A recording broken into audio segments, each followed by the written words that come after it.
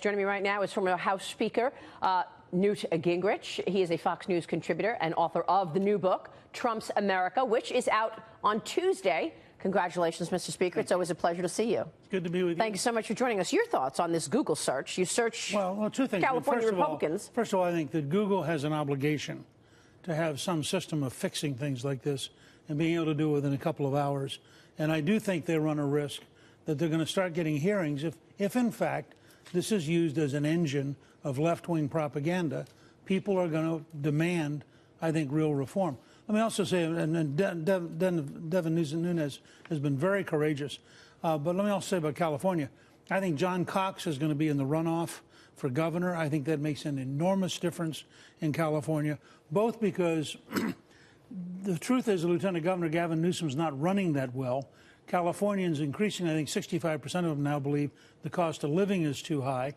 The Democrats passed a huge gas tax increase, and I think that John Cox has a real shot at changing politics in California. Well, what about the midterm? So that's your take on Tuesday's primary. But, you know, there's been a lot of conversation that there's going to be this blue wave, that the Democrats are going to continue to get more seats. And you heard Nancy Pelosi say, I will be the next speaker, and when I am the next speaker, I will reform taxes. In other words, raise taxes and do away with the president's tax cut plan. Well, and her deputy said flatly he would raise taxes. It reminded me of Walter Mondale in 1984 saying, I promise you I will raise your taxes. That's not a very good selling line right before the midterm. Well, and I think for everybody in America who thinks that the cost of living is too low, the Democrats are a great party for them because they will raise taxes, as they have in California with this huge gas tax increase. I actually believe we are closer to a red wave than a blue wave. Now, if you went back to December, frankly, I was concerned. The huge generic gap. We had not yet passed the tax cuts. Things didn't feel right. People were upset that they'd had a year and things hadn't been accomplished. But starting with passing the tax cuts, with what President Trump has done consistently on conservative judges, on deregulation, on trade negotiations, what he's done with North Korea, I think people now have a sense that we're moving in the right direction.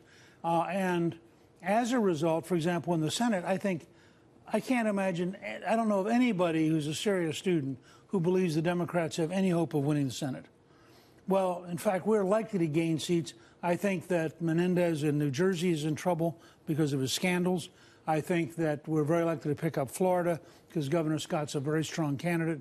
Then you add in the other Trump states, starting with West Virginia, North Dakota, Indiana, Missouri. We're likely to end up being somewhere between +2 and +6 in the Senate. Well, how can you talk about a blue wave if we're gaining votes? I think what happened yesterday in Minnesota, where the Democrats went crazy and all of their establishment candidates were defeated in the state convention by hard left people. I think Tim Pawlenty's going to come back and be governor again. We may actually gain governor seats this year. Again, how can you talk about it? The House becomes the issue, and there I think it's very simple. If we go out and communicate the economic growth issue and communicate we want to make your life better, that means more jobs, more take-home pay, lowest African-American unemployment in history. I think we have a chance to do surprisingly well in the House, maybe become the third time in a century that a presidential party actually gains seats in an off-year election.